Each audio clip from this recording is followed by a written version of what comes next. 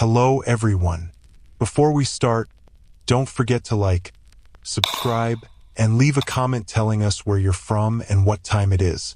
That way, YouTube will keep showing you stories like this one. Now, let the scary stories begin. I used to think cheap roadside motels were just dirty, not dangerous. A place to sleep when you're too tired to keep driving. I was wrong. There's a motel on Route 64 in Oklahoma that still scares me. It's not the dirty carpets or the blinking neon sign that keeps me awake at night. It's the man who didn't want to let me leave room 6 alive. I had been driving for almost 15 hours that day, trying to get away from a bad breakup in Nashville. My car was filled with everything I owned. My phone kept buzzing every hour with messages I couldn't make myself read. When I finally saw the sunset in vacancy sign, I was exhausted. The motel looked like it hadn't been fixed up since the 1970s. The yellow paint was peeling off. There was only one row of rooms, and a vending machine that hummed like it was dying. Only one other car was in the gravel parking lot, a rusty blue Chevy van with dark windows. Inside the office, a bald man named Carl sat behind the counter watching a TV filled with static. When I asked for a room, he stopped and looked toward the window. "You sure you want room 6?" he asked. His voice was low and scratchy, like he hoped I would say no. I looked confused. "What's wrong with room 6? Carl tapped his fingers on the counter. "It's closest to the road. Gets noisy. Most people take room 5 or 7. I looked outside. Rooms 5 and 7 had broken blinds and flickering lights. Room 6 looked, well, less terrible. "Room 6 is fine," I said. Carl didn't argue. He just slid me a key attached to a cracked plastic tag with the number barely visible. As I turned to leave, I think I heard him say something under his breath. But when I looked back, he was staring at his TV. Walking to room 6, my headlights caught something in the closed curtains. A shadow. Someone was standing in the window of my room. My chest felt tight, but when I got to the door, the shadow was gone. I told myself it was just a trick of the light and unlocked the door. The smell hit me first, musty and damp, like the air had been trapped for years. The room had a saggy bed, furniture bolted to the floor, and stains on the carpet that looked like old blood. Deep scratches marked the door frame, like someone had tried to claw their way out. I felt a shiver crawl up my neck, but I was too tired to leave. I locked the door, threw my bag on the chair, and tried to relax. But at 12:27 a.m., footsteps crunched outside. They stopped right in front of my door. Knock, knock, knock. 3 slow, careful knocks. "Yeah," I called out. My voice was shaky. No answer. I crept to the peephole, holding my breath. Through the scratched glass, I saw a man. Average size, wearing a dark hoodie, standing still with his head tilted toward the door. "What do you want?" I asked. Silence. Then, without saying a word, he walked toward the blue van and got inside. I told myself it was just a drunk guest and tried to sleep. But at 1:44 a.m., a soft tapping started on my window. Tap, tap, tap, like fingernails dragging slowly across the glass. I whispered to myself, "It's the wind, just the wind." But deep down, I knew it wasn't. I pulled the curtain open just a crack and froze. The man from before was inches from the glass, his face pale under the buzzing light. He wasn't wearing a mask, but his smile was stretched unnaturally wide. His finger tapped the glass in a slow, teasing rhythm. "Get the hell out of here," I yelled. My voice cracked. He didn't move. He didn't even blink. I ran to the door and yanked it open, ready to scream. The parking lot was empty. No man, no footsteps. I slammed the door, locked both locks, shoved the chair under the handle, and sat on the bed, shaking. My mind screamed at me to leave, but I was too tired to move. Then around 2:30 a.m., I heard it, the door handle jiggling. Softly at first, then violently. Someone was trying to get in. I grabbed my phone, ready to dial 911 with shaking fingers. Before I could press call, a whisper came through the thin door, low and scratchy. "Wrong room, sweetheart." I stumbled backward, my heart pounding so hard it hurt. Whoever it was, they knew I was inside. The jiggling stopped. Silence followed. Minutes felt like hours before I dared to look through the peephole again. Nothing. Desperate for safety, I ran to the office barefoot, holding my phone. The night air was heavy and still. When I reached the door, the lights were off. The bell above the door jingled softly as I stepped inside. "Carl," I called out. No answer. The TV was off. The chair behind the counter was empty. A single coffee mug sat on the desk with steam coming from it, like Carl had just been there. On the counter was another key for room 6, but this one had fresh, wet blood smeared across the tag. My stomach turned ice cold. I backed out slowly, looking around the parking lot. The blue van was gone. My room's curtains fluttered like someone had just walked past. I ran to my car, fumbling with the keys. As I threw it into reverse, I saw movement in my rearview mirror. The man in the hoodie stood by my motel door, holding my bag, the bag I had left inside. He slowly unzipped it, pulling out my clothes, my phone charger, and then my wallet. He looked up at me with that same creepy grin and waved before dropping everything on the ground. I slammed the gas pedal and tore out of the parking lot, gravel spraying behind me.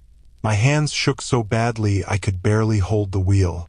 A mile down the road, I saw it. The blue van parked on the side of the road. The man leaned against it casually, like he'd been waiting. As I sped past, he held up something in his hand. My motel room key. Room 6. I've done lots of solo road trips, but nothing prepared me for the scary things that happened at that Maine coastline motel. When I tell people about it now, they think it's just another ghost story. I wish it was. I wish what happened could be explained away as made-up stories or my imagination. But every detail is burned into my memory. The smell of salt and wetness, the sound of crying through paper-thin walls, and that final night when I learned the truth about Room 3. It was late October when I decided to take a week-long drive up the East Coast. I was a college student back then, needing a break after midterm exams. Maine had always seemed peaceful in the pictures I'd seen. Rocky beaches, lighthouses, little fishing towns where time slowed down. My plan was simple. Drive during the day, stop at roadside motels, and just relax for the first time in months. I was halfway through my trip when a storm rolled in. Dark clouds swallowed the sky as I drove along Route 1. Rain hammered the windshield, and strong wind gusts made my little Corolla shake like a tin can. With it getting harder to see, I decided to stop early for the night. The nearest motel was a weathered 2-story building called Cliffside Inn. Its neon vacancy sign flickered weakly against the strong wind. The parking lot was empty except for one old pickup truck near the office. I ran through the rain and stepped inside, dripping onto faded floor tiles. A man behind the counter, thin, mid-40s with a salt and pepper beard, looked up from his newspaper. His name tag read Arthur. "Bad night to be driving," he said. His voice was low and scratchy. "Yeah," I replied, catching my breath.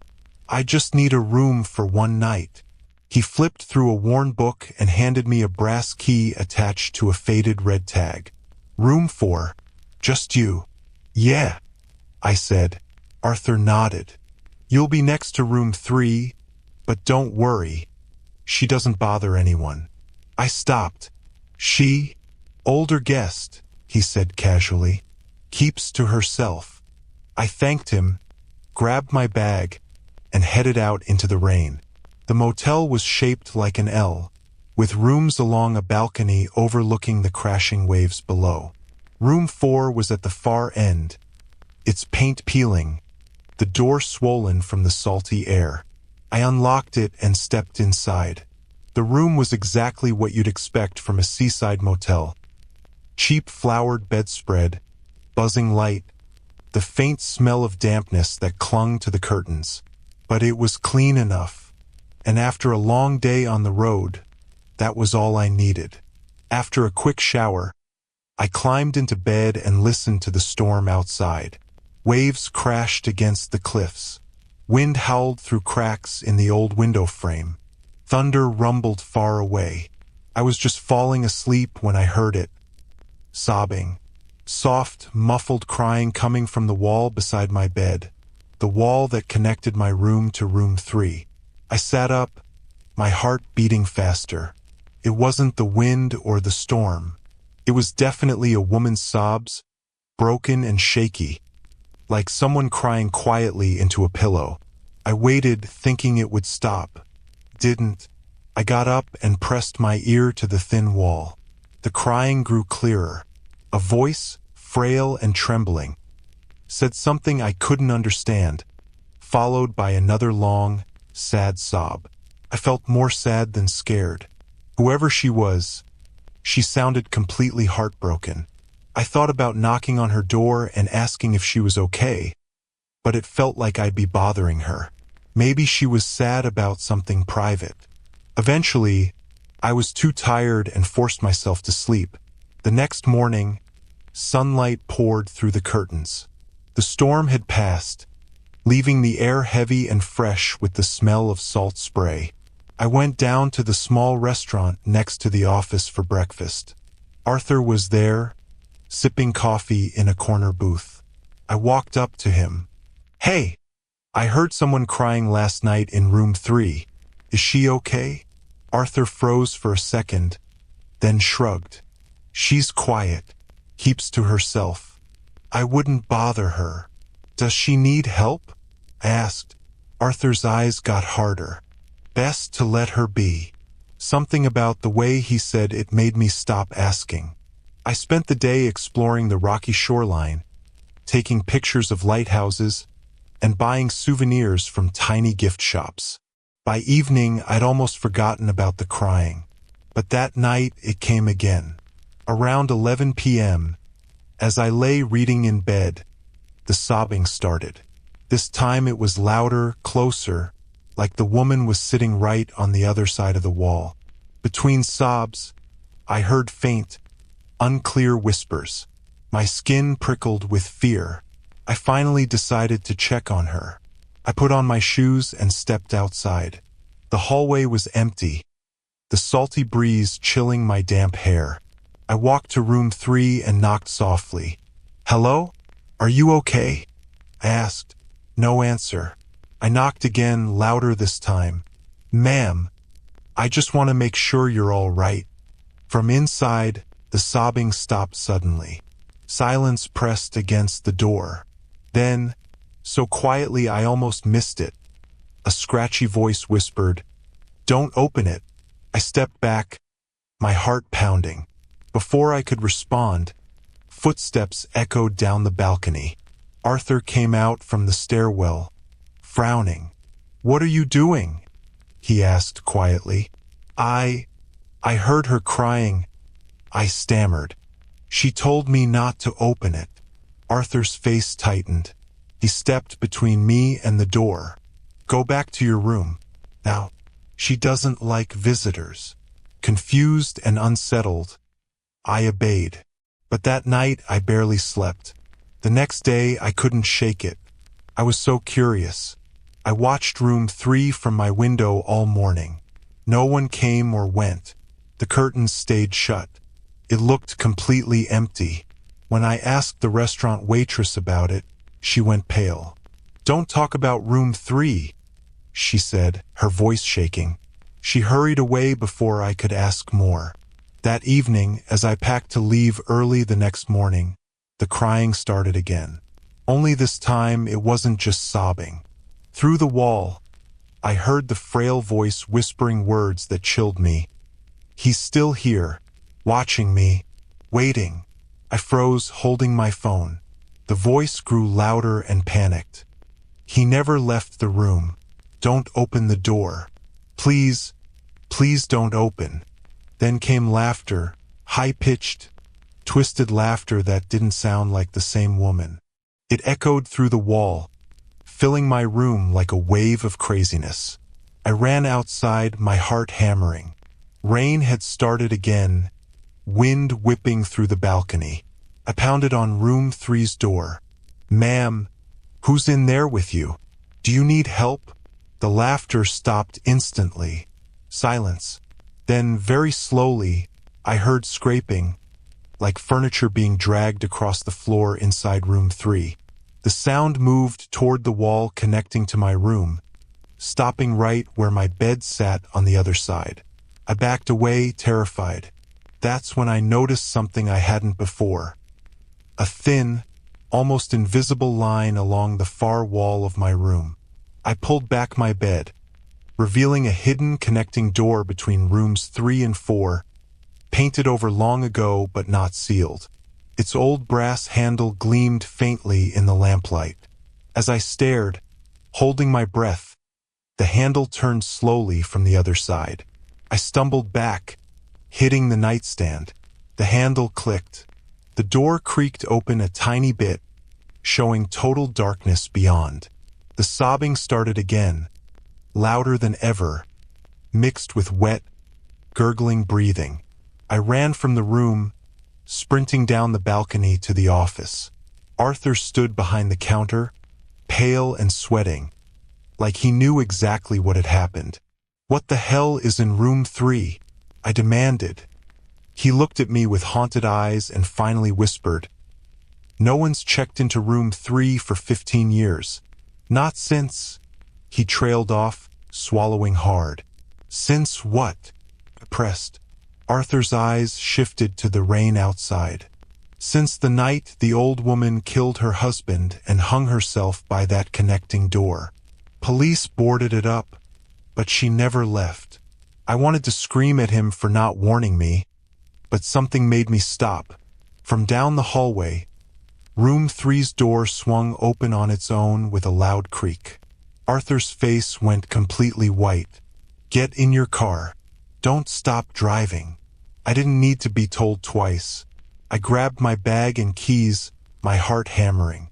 As I ran past room 3, I made the mistake of looking inside. Through the dim light of a swaying bulb, I saw her, a frail, gray-haired woman standing in the corner. Her head bent at an unnatural angle, rope marks still dark around her neck. Her sunken eyes locked on me, and she smiled. That twisted, chilling smile followed me as I ran down the stairs and out into the storm. I drove all night, my hands shaking on the wheel, unable to erase that face from my mind. The next morning, far from Cliffside Inn, I stopped at a gas station bathroom. As I splashed water on my face, something caught my eye. On the mirror, written in dripping letters that I swear hadn't been there before, were 4 words. "Room 3 is yours." The Arizona desert is one of those places that feels endless when you're driving alone at night. It swallows your headlights, your sense of time, and eventually your sanity. I'd been on Route 66 for almost 13 hours that day, running on nothing but gas station coffee and a stale bag of chips. My plan was simple: make it to Kingman before midnight, find a cheap motel, and sleep hard. But like every plan on a long drive, it didn't go that way. Instead, I ended up at the Desert Palms Motel. And that night, something reached out from many years ago and almost didn't let me leave alive. It was close to 10 p.m. when I saw the sign. Faded neon tubes flickered the word vacancy like a dying heartbeat. The building itself looked more like an abandoned roadside diner than a working motel. The walls were cracked from many years of heat. A broken pool fence was bent and twisted, and the gravel parking lot hadn't seen fresh paint. Only one car sat in the lot, a rusted sedan with flat tires and weeds growing around its bumper. I thought about driving another hour, but my eyelids were getting dangerously heavy. At this point in a road trip, being tired doesn't just whisper, it screams. I pulled in, parked near the office, and stepped out into the still, dry night. The air smelled of dust and faint motor oil, and there wasn't a sound beyond my own boots crunching on gravel. Inside the office, it smelled like time had stopped 20 years ago. Dust clung to the yellowed blinds. A ceiling fan ticked like a slow clock, and the only light came from a flickering desk lamp. Behind the counter sat a heavy woman in a faded flowered shirt, cigarette hanging from her lips, staring blankly at a soap opera on a TV filled with static. Her hair was teased high, like she'd walked out of the 1980s and never looked back. I cleared my throat and asked for a room. Without looking up, she said in a smoker's voice, "Cash or card?" "Card," I replied. She slid a beat-up clipboard toward me. I scribbled my name, handed over the card, and she processed it with an old machine that squealed as it printed. She slid me a brass key attached to a brittle red plastic tag labeled Room 12. As I turned to leave, she muttered, "Phone don't work. Don't bother calling." I nodded but stopped for a second, looking back. The way she said it wasn't casual. It sounded like a warning, like she'd said it too many times before. But I was too tired to care, so I let it go. Room 12 was at the far end of a single row of units. The windows were cloudy with dirt, curtains drooping like they hadn't been washed in years. The brass number on the door hung crooked, one screw barely holding it in place. When I stepped inside, the smell of stale air and desert dust hit me. The carpet had worn out bare spots. The wallpaper was peeling near the corners, and the bedspread was faded from sun and time. On the nightstand sat a rotary phone with a frayed cord and dust covering its receiver. After locking the door and double-checking the window latches, I stripped down, took a quick shower, and fell into bed, planning to sleep like the dead. Outside, the desert was completely silent. Not a single cricket, not a distant coyote howl, just silence pressing in from every direction. Around 1 a.m., that silence shattered. The room's phone rang. The mechanical bell pierced the stillness, jolting me upright. My heart slammed against my ribs as I stared at the phone in disbelief. The clerk had said it didn't work, and from the look of the cord, it hadn't in years. Yet the bell rang again, shrill and loud. I hesitated, then picked it up. "Hello!" For a long moment, only static hissed through the line. Then faintly, a woman's voice whispered, trembling and desperate, "Please help me." I sat up straighter, fear wiping away every trace of sleep. "Who is this? Are you okay?" Her breath came in quick, shallow gasps. "He's coming back. I can't hide anymore." The hair on my arms stood up. "Where are you? Do you need me to call someone?" A small, broken sob crackled through the static. "Room 12. Don't open the door." Before I could respond, the line clicked and went dead. I lowered the receiver slowly, staring at it like it might bite me. It had to be a prank. Maybe some leftover wiring connecting rooms. Maybe another guest had picked up their phone and crossed the line. But the motel parking lot had been empty when I arrived. I tried to convince myself it was nothing, lay back down, and closed my eyes. My heart refused to slow. At 1:32 a.m., the phone rang again. This time I grabbed it immediately. "Listen, whoever this is." She cut me off, her voice raw with terror. "He's outside. Don't let him in. Please." I spun toward the door, my pulse spiking, and ran to check the deadbolt and chain. Everything was locked. I tiptoed to the window and pulled back the curtain just an inch.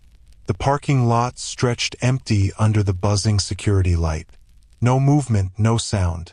Then faintly, I heard something through the phone.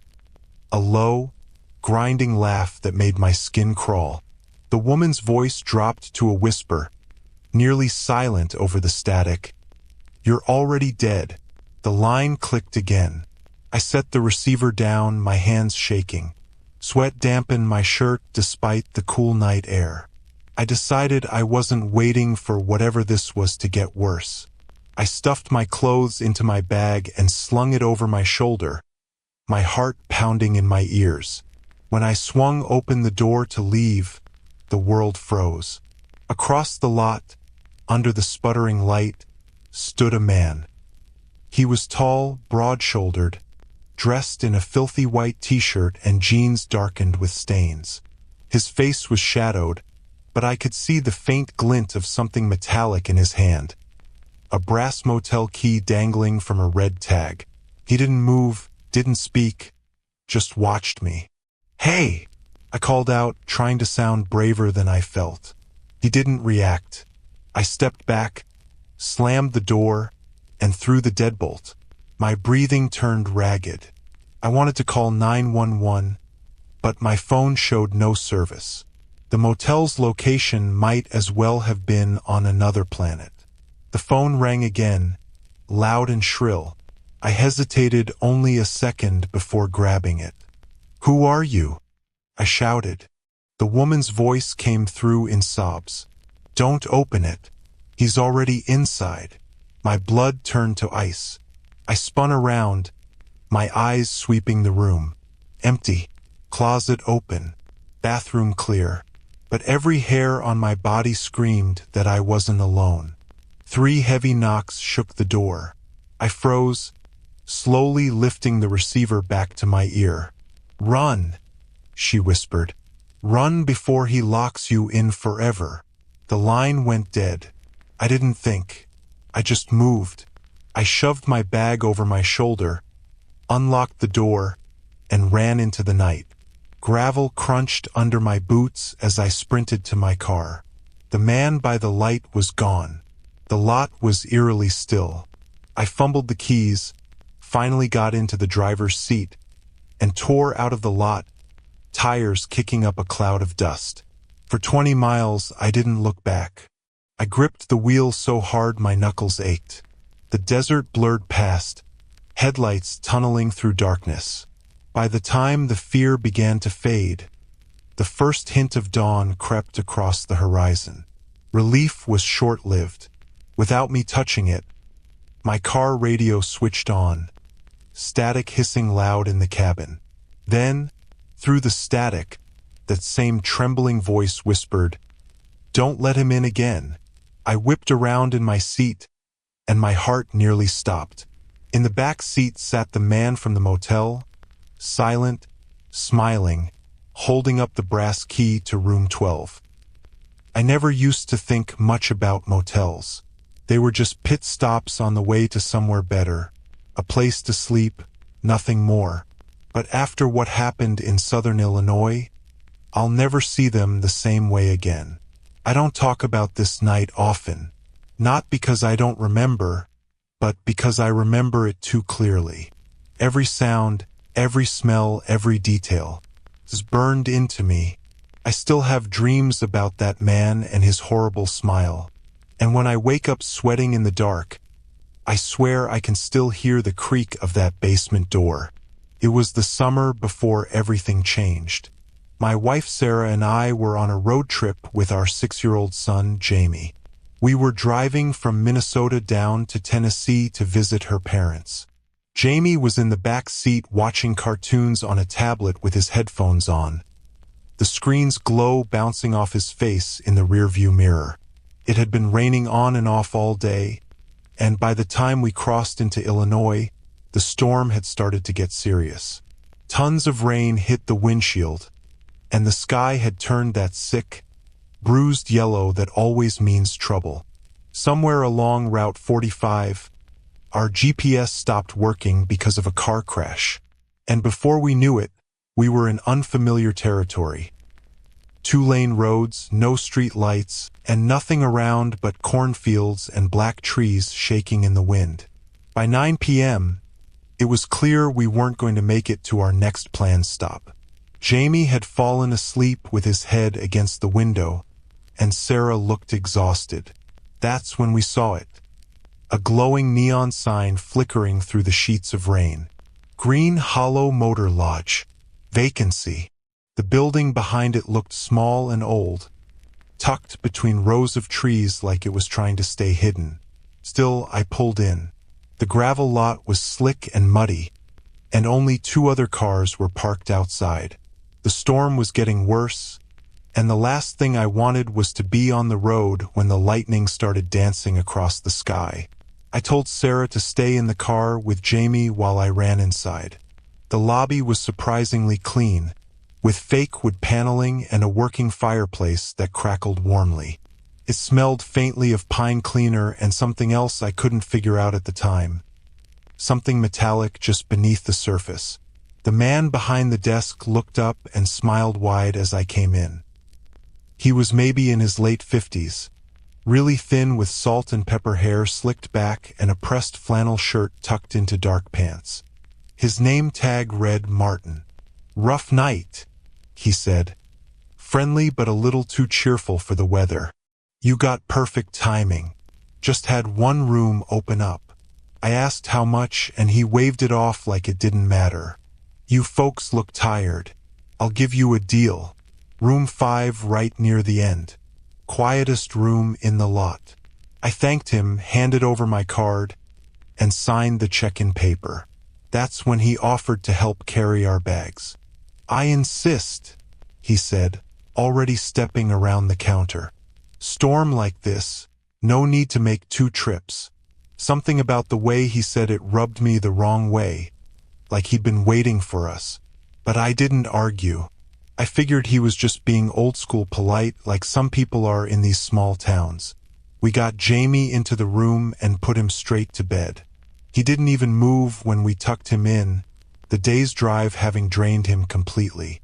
The room was standard motel stuff: 2 beds, a small TV, and a dresser with a chipped mirror. The wallpaper was yellowing at the corners, and the bathroom fan rattled like it was about to fall out of the ceiling. Still, it was dry, and the bed didn't smell like mildew. That's all we needed. Sarah and I stayed up for a bit, watching the local news and sipping instant coffee from the room's machine. She mentioned how odd it was that the motel was even there, considering we hadn't passed any towns in over an hour. I shrugged it off, too tired to think. Around 11:30, we both crawled into bed, the rain tapping steadily on the window like fingers trying to get in. It must have been close to 2 a.m. when I woke up. I don't know what did it. Maybe a sound. Maybe just that feeling you get when something isn't right. I sat up slowly, blinking into the dim room. The TV was off. The rain had stopped. The silence felt wrong. That's when I noticed Jamie's bed was empty. At first, I thought he'd gone to the bathroom. I stood up, whispering his name, and checked. The door was open, the light off. Empty. I turned to Sarah, panic rising in my throat. I shook her gently. "Jamie's not in bed," I whispered. Her eyes snapped open. "What do you mean?" "I don't know. He's not here." She was out of bed in seconds. We searched the room, calling his name, opening the door and scanning the parking lot. Nothing. Just puddles, a humming soda machine, and the dim glow of the office light across the lot. We ran to the front desk. Martin was there, sipping coffee like he'd been expecting us. "Lost?" he asked, smiling like it was a joke. "Our son," Sarah snapped. "Jamie. He's gone. He was in bed. Now he's not." Martin didn't stop smiling. "Kids wander. Maybe he went outside. I'll help you look." He stepped out from behind the counter, and that's when I noticed something odd. His boots were muddy even though the floors inside were clean. He reached into a drawer and pulled out a flashlight. "I'll check the back lot," he said, already heading out the door. "Why don't you folks check the vending area?" We split up, but I didn't believe him. Not for a second. The look in his eyes. Too calm. Too rehearsed. I told Sarah to keep looking outside while I doubled back to the office. Martin had left it unlocked. The light flickered above the desk, and papers lay scattered like he'd been flipping through them before we came in. Behind the desk was a hallway I hadn't noticed before. It led to a locked wooden door with a rusted handle. On the wall beside it was an old electrical box and a row of black and white photos. Guests smiling, dated years ago. The weird part? Every frame had a child in it. Always a kid. Always alone. My stomach turned. I tried the door. Locked. I looked back at the electrical box, then at the desk drawer. It was still open. Inside, tucked beneath the paperwork, was a ring of keys. I grabbed them, found one labeled basement, and tried it in the lock. Clicked. The door groaned open, revealing a staircase going down into darkness. The air that came up was cold and damp, thick with the smell of mold and something foul, like rotting meat. I turned on my phone flashlight and stepped down, my heart pounding so loud I could barely hear my own breathing. The basement floor was bare concrete, the walls unfinished. Old water heaters lined one side, and on the other metal doors. 3 of them, each with a sliding bolt on the outside, each with scratches on the paint, deep ones. That's when I heard it. A soft, muffled cry. I moved closer to the middle door and pressed my ear against it. "Daddy!" It was Jamie. I nearly collapsed. I yanked the bolt, threw open the door, and there he was, curled in a ball, eyes wide with terror, tears streaking his face. I scooped him up, whispering over and over that it was okay, that I was here. But I knew it wasn't okay. Nothing about this was okay. As I turned to leave, something creaked at the top of the stairs. I looked up and saw Martin standing there, holding a hammer. "I told you room 5 was the quietest," he said softly. I backed toward the stairs, holding Jamie tight. "You're not the first family to stop here," he continued, stepping down one slow foot at a time. "Kids are easy. They don't scream much once you get them down here." I didn't wait. I turned and ran. My shoulder slammed into him as I hit the stairs, throwing him off balance.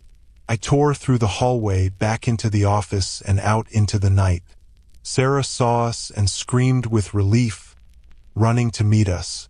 I didn't stop to explain. I just yelled at her to get in the car. Martin didn't follow. By the time we pulled out, his shape stood in the office doorway, watching us disappear down the road, his smile wide, hands empty. We drove until sunrise without speaking. At the next town, we went straight to the police. They took our statement and sent a police car out to the motel. When they called back, they told us the building was empty. No one there. No Martin.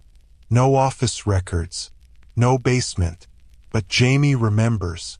He remembers the door, the cold floor, and the sound of Martin humming to himself from upstairs.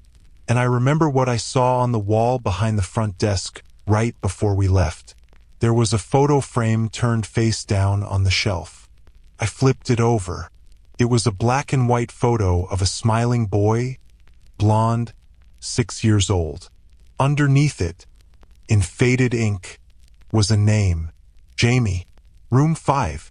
I've stayed in some sketchy places during my years on the road, but none ever truly got under my skin the way that motel in Nebraska did.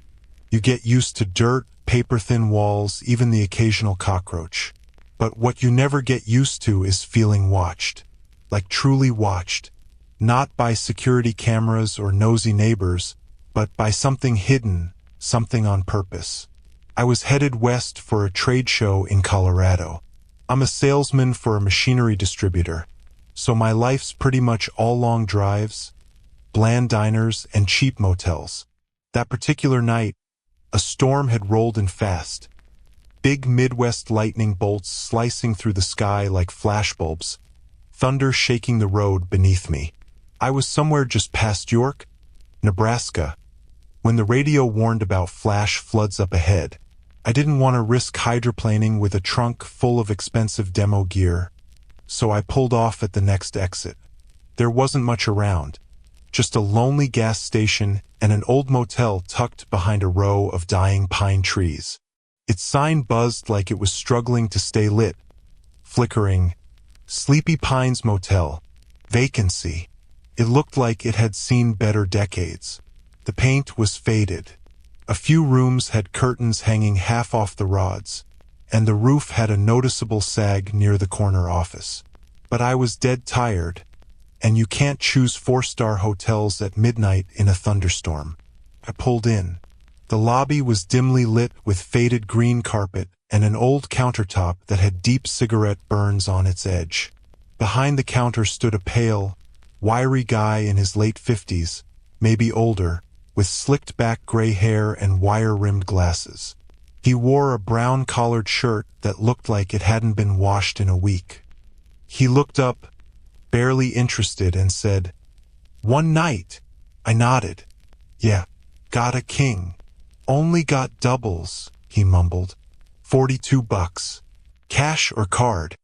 I handed over my card, and he ran it through one of those ancient sliding machines that left a carbon imprint. He grabbed a room key from the wall behind him. Actual metal key, not a card, and handed it to me. "Room 9. I thanked him, then turned to leave, but he called out just as I reached the door. "Oh, almost forgot. TV remote's busted. You can grab another from storage. Last door on the left." "All right," I said. "Thanks." The storm had picked up. I could hear the wind howling past the edge of the building, trees swaying violently, rain pounding against the walkway awning. I tossed my bag in room 9 first. A standard dump. Stained carpet, bleach-scented sheets, low ceilings, and then went to grab the remote. The storage room door was unlocked. The hallway was poorly lit with buzzing fluorescent lights and cracked floor tiles. The storage room didn't have a number on it, just a little square window painted over from the inside. When I stepped in, I expected to see a cluttered mess. Cleaning supplies, old remotes, spare linens. But instead, I stopped cold. The room was silent and empty, except for metal shelves lining the walls.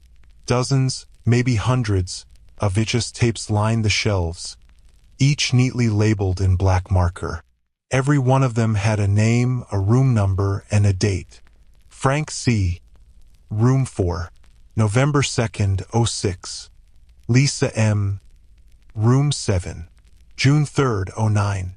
Unknown, Room 2, February 16th, 11. David L., Room 9, March 14th, 23. That one made me stop. Room 9 was my room. Today's date. I scanned the shelf. There were multiple tapes with my name. I grabbed one at random and held it up. Felt warm. I thought it might have been sitting on top of a machine or something, but there was no VCR in sight.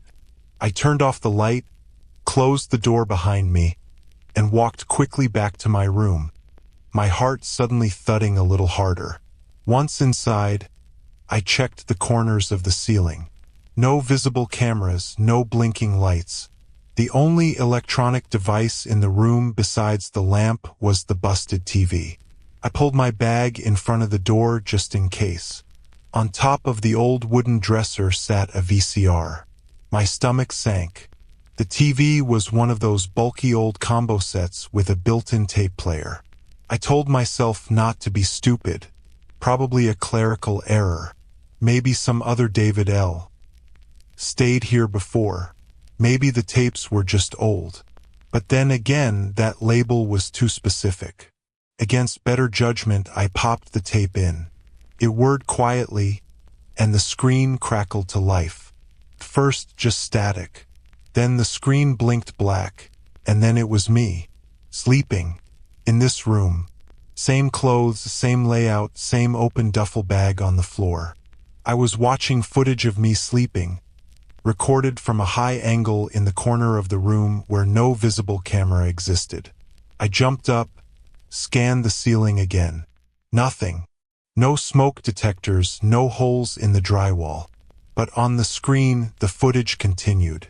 I saw myself shift slightly, my hand moving to scratch my neck. The image was crystal clear, black and white, and eerily smooth, almost too smooth for a VHS recording. Then it happened. At the 2:14 a.m. timestamp on the bottom corner of the screen, a shadow moved across the far wall, a figure. In the recording, I didn't notice it. I kept sleeping. The figure stepped closer. A tall man, blurred just enough to hide his face, wearing dark clothes and gloves. He stood by the side of the bed, staring down at the sleeping version of me for what felt like a full minute. Then he leaned in and whispered something into my ear. The sound was garbled, but I could just barely make out the word, "Repeat." He stepped back, walked off screen, and a few minutes later, the tape ended in static. I stared at the screen, frozen. The time now was 2:03 a.m. The tape had shown footage from 10 minutes in the future. I scrambled, yanked the tape out of the VCR, and tossed it onto the floor. My breathing came in short, panicked bursts. I didn't know what the hell this was, but I knew one thing. I had to get out. I threw on my shoes, grabbed my bag, and went for the door, only to find it chained shut from the inside. I hadn't done that. I never chain motel doors, and the chain wasn't one of those swing types. It was a solid bolt lock screwed directly into the frame. I backed away slowly, my eyes darting around the room. That's when the TV turned back on by itself.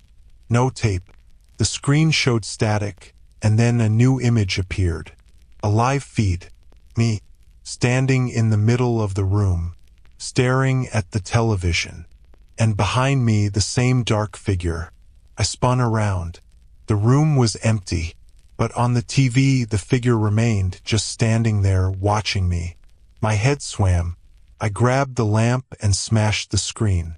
Glass exploded, sparks burst, and the image died. I yanked the dresser from in front of the door, unlocked it, and ran into the stormy night. Rain pounded the pavement as I sprinted toward the office. I banged on the door until my knuckles bled. The old man opened it slowly, like he'd been expecting me. His eyes were empty. "Room 9, he said quietly. "They always wake up early." I demanded answers. What the hell were those tapes? What the hell was going on? But he just stepped back and nodded toward the lobby TV. The screen was playing a tape.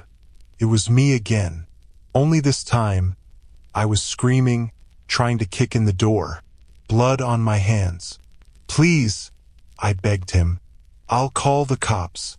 They've seen the tapes too," he replied, his voice soft, almost tired. "No one leaves unless it lets them." "I'm not staying here," I growled, backing out into the rain. "You already did," he whispered. "That's how the tape started." I didn't sleep for 3 days. I drove straight to Denver without stopping, fueled by terror and adrenaline, glancing in my mirrors every few minutes. When I finally made it to a hotel, I collapsed into the bed and passed out for 12 hours. When I woke up, there was a VHS tape on the nightstand. No label. There's a motel on the outskirts of Bakersfield, California, that I've never been able to get out of my head. I only stayed there one night years ago, but it has haunted me every single day since. When people hear me talk about it, they think it's just another creepy roadside story. Cheap room, flickering lights, bad service. But it wasn't the usual motel horror. What happened inside that room broke something in me. And if you ever find yourself pulling off Route 99 and seeing the glowing Golden Harvest Motel sign, I beg you, keep driving. It was late September when I checked in. I'd been on the road for nearly 10 hours straight, coming down from a difficult work trip in Sacramento. My marriage was already falling apart back then. My wife had filed for separation 2 weeks earlier, and driving felt easier than going home to silence.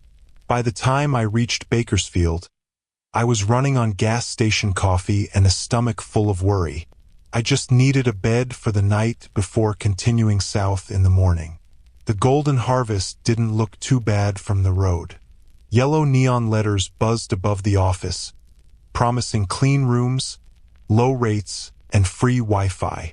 The parking lot was mostly empty except for a couple of pickup trucks and a sedan missing a hubcap. I parked near the end of the row, directly under a broken street lamp that flickered like it was signaling Morse code. Inside, the lobby smelled of old carpet and disinfectant. A young woman with dark circles under her eyes sat behind the counter, scrolling on her phone. She didn't look up when I approached, just asked flatly, "One night?" I nodded. She slid me a form and a key attached to a faded tag reading Room 14. "Wi-Fi's down," she muttered as I signed. "Ice machine's broken. Continental breakfast is cereal if you're up early enough." I thanked her, grabbed my bag, and made my way down the uneven concrete walkway. Room 14 was on the far end, its paint chipped and door handle slightly loose. The lock stuck when I turned the key, but after some force, it opened with a reluctant creak. The room was exactly what you'd expect from a $50 roadside stop: stained carpet, cigarette burns on the nightstand, and the faint smell of mildew that clung to the curtains. The bathroom light flickered when I switched it on, buzzing like an angry fly. I didn't care. I was too exhausted to be picky. I tossed my bag onto the Saga mattress and grabbed a change of clothes. All I wanted was a long, hot shower to wash off the day's grime, and maybe, just maybe, some of the pain of everything else weighing on me. The shower water took forever to warm up, sputtering out rusty droplets before finally settling into a steady stream. I stripped down and stepped in, letting the water beat against my shoulders. For a few blissful minutes, there was nothing but steam and the sound of water hitting tile. That's when I heard it, a faint, wet scraping sound beneath my feet. At first, I thought it was just the old plumbing, maybe a loose pipe vibrating. But the sound grew sharper, more purposeful, like fingernails dragging slowly against metal. I looked down. The drain cover, a tarnished steel grate in the center of the shower floor, rattled slightly. I crouched down, my heart starting to race. Something pale shifted beneath the grate. A shape, a hand. I stumbled back, slamming against the tiled wall. The hand was unmistakable, thin, almost skeletal, with grayish skin stretched tight over bone. Its fingers curled, reaching up toward me through the narrow slits of the drain. Water swirled around it, pinkish now, as if tinged with diluted blood. I ran from the shower, dripping wet and shaking.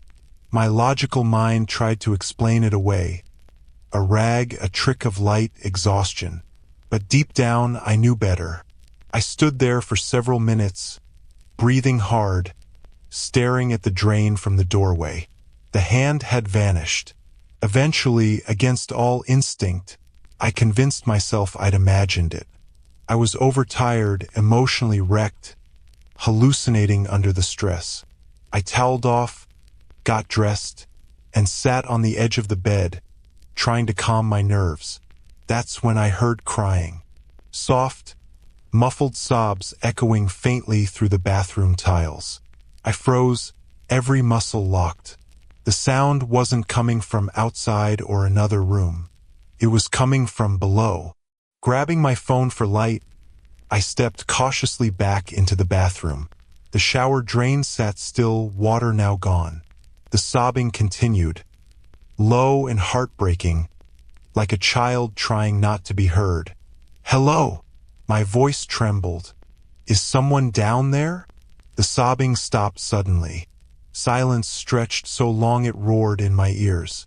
I was about to step back when a voice whispered up through the drain. Faint but clear, "Help me!" My stomach flipped.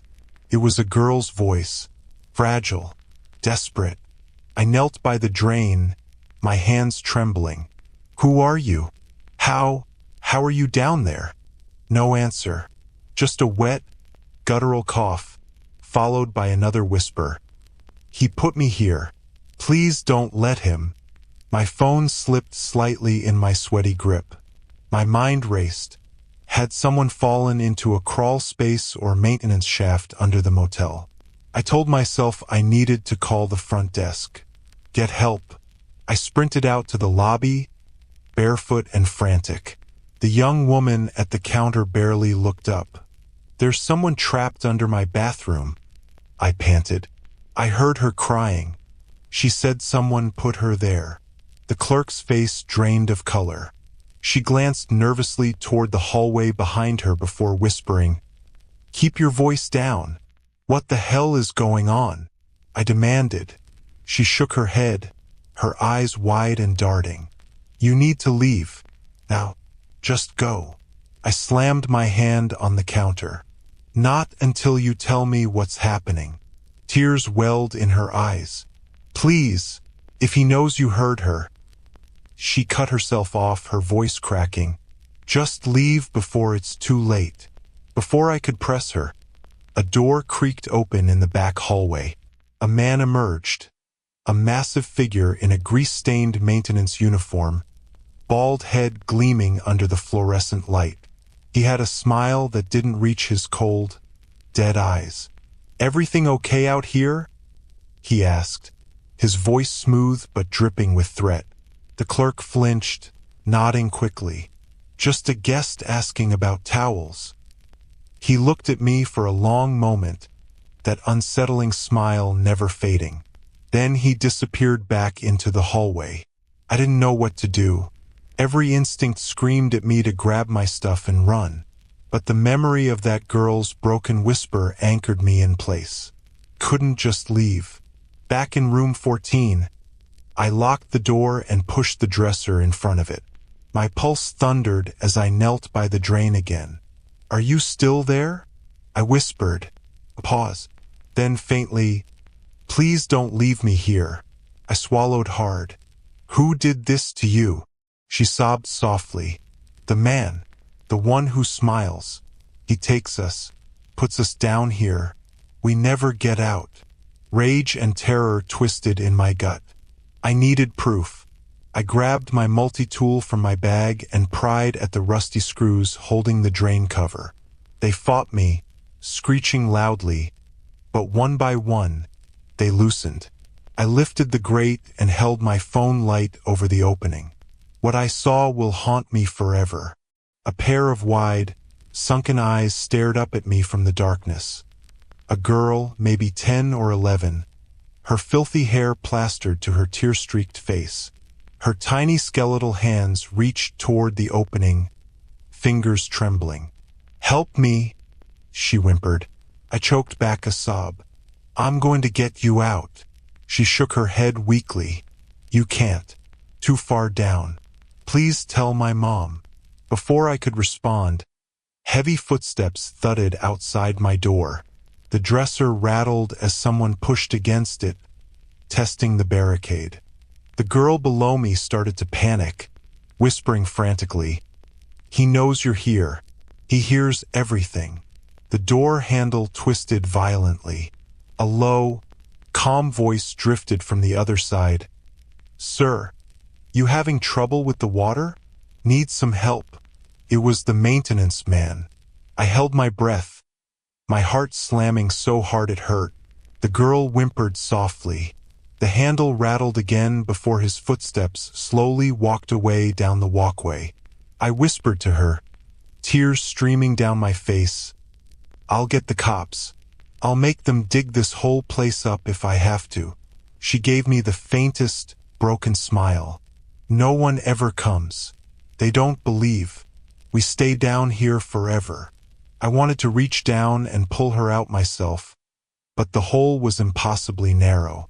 My shaking hands gripped hers for a moment, ice cold, fragile, and I promised I'd come back with help.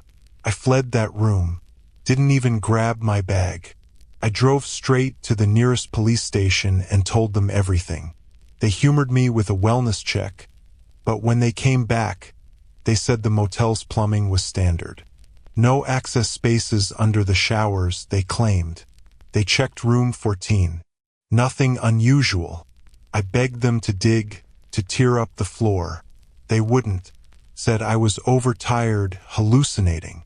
I returned the next morning with a crowbar, ready to break through the tiles myself.